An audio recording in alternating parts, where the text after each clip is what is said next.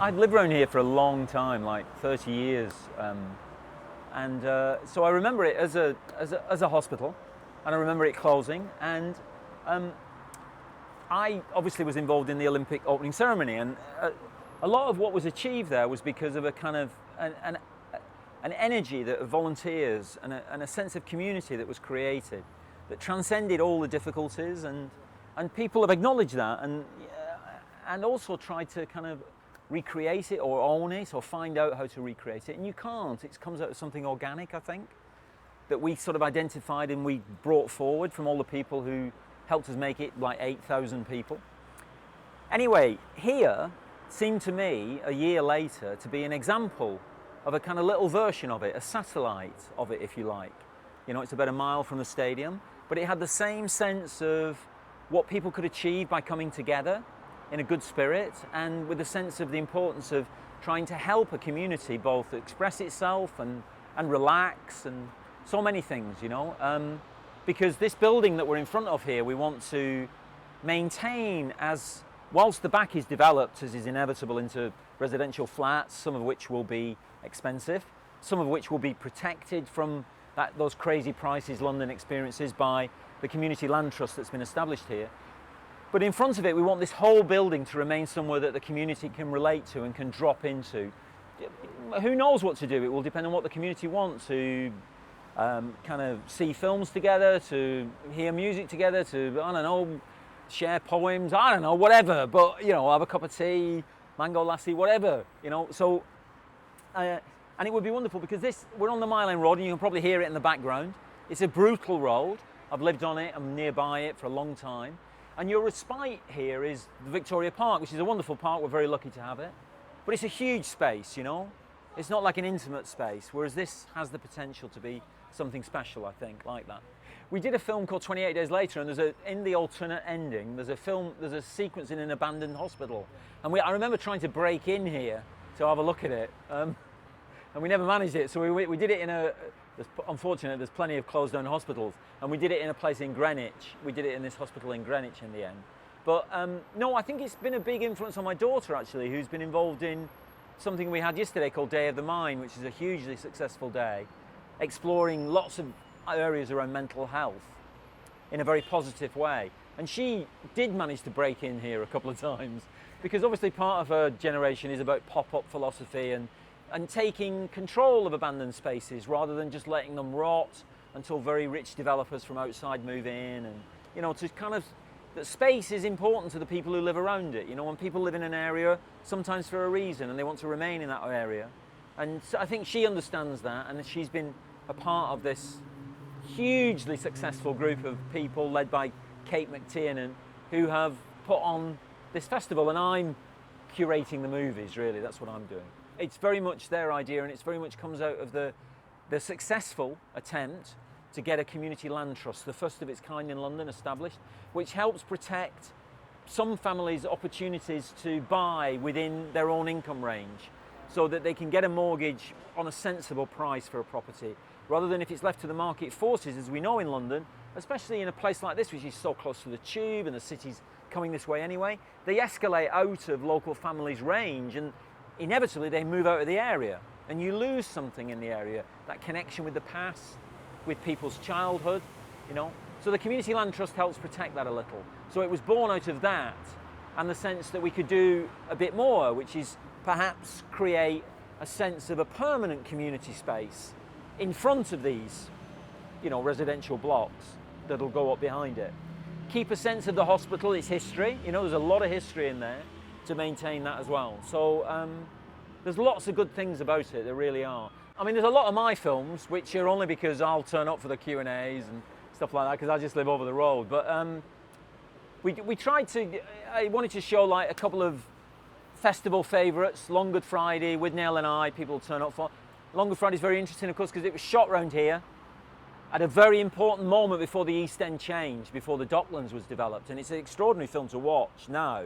A very good film, but behind it is like a kind of lost landscape, you know, it's extraordinary to see. So there's that. There's a couple of films that explore in an entertaining, frightful, you know, way, mental health. Like we had One Flew Over the Cuckoo's Nest last night, and we've got Rosemary's Baby, which a lot of people I don't think will know. A generation need introducing to it. So, and lots of other little bits and pieces. We're showing the Olympic ceremony again because it was so close to here, and a production of Frankenstein I did at the National Theatre. They've let us show that again. So there's lots of movies for people to see of lots of different kinds. And tonight we've got a kind of Bollywood night, though they're not really Bollywood films, because Amir Khan's film Tar Zameen Par you'd hardly call a Bollywood film, and Slumdog Millionaire is obviously made by a Western filmmaker. But you know, it's nice to be able that people can come together and watch films that they have heard about or are familiar with and want to see again and experience the space they're shown in. I think within the context of, you know, people's lives, which make up 99% of their experience, there is room for a fillip or something that gives people a boost. And what we tried to do with the Olympics thing, like the opening ceremony bit, was to give a sense of common identity in a modern, progressive nation. Something that we should be very proud of, actually. And I think people find it hard sometimes to take a pride in their country, in this country. And it's interesting. When you do something like that, there's so many outsiders involved from other parts of the world. They all view us as an amazingly progressive nation.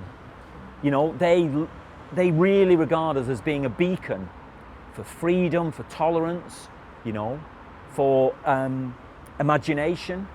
And you think, oh, that's cool. And we're kind of, our natural nature is to be a bit, especially about, you know, we don't big things up very much. But occasionally you think, well, yeah, we're doing all right. We should maintain that. And that's despite whatever government's in charge, you know, that there's a core in our country that's actually very powerful emblem to the world, actually, about freedom and about tolerance, you know. So despite many, many blemishes in our ancient past and recent past, you know. I think the park, from what I saw of it, will be successful in the long run, I think.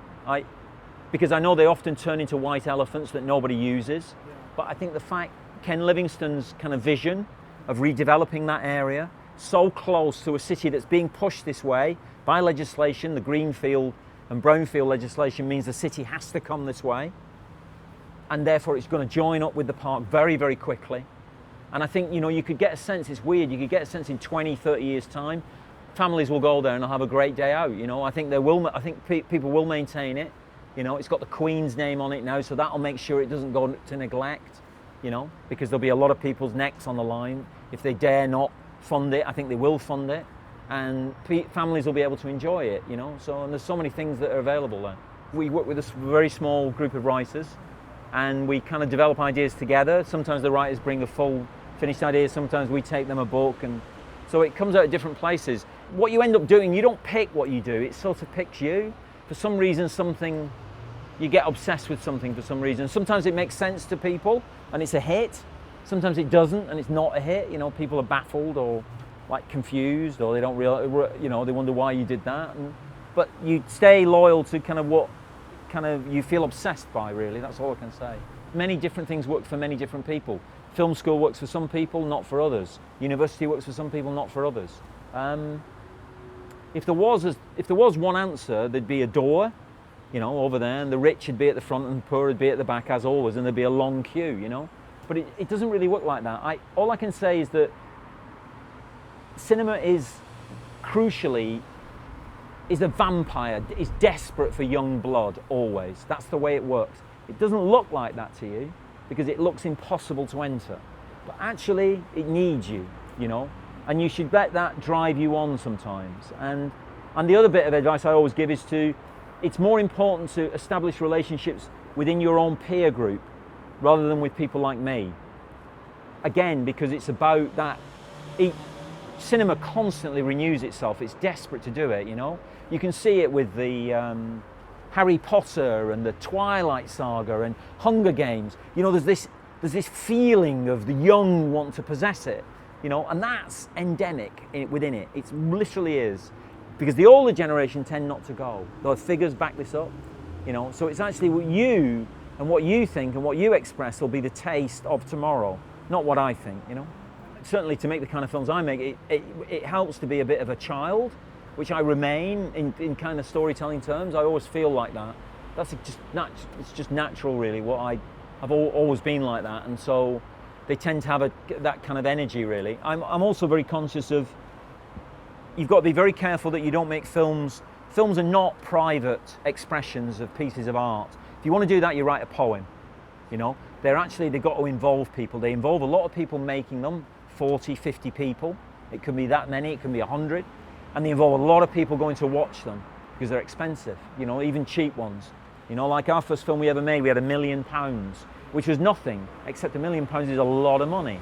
Even now, and that was 20 years ago. So it's like, you've got to remember how important it is that the film is accessible, really, you know, to the public. And that's how cinema began, you know.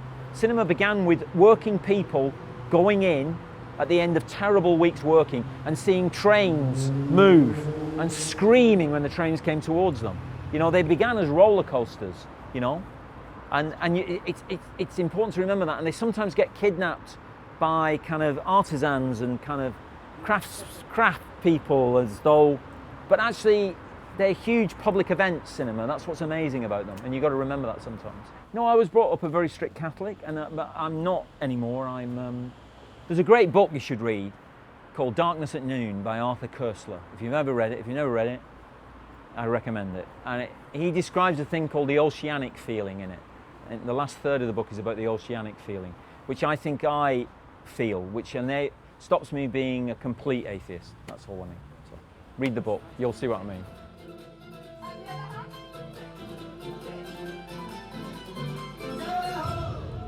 Get ready. We'll try this.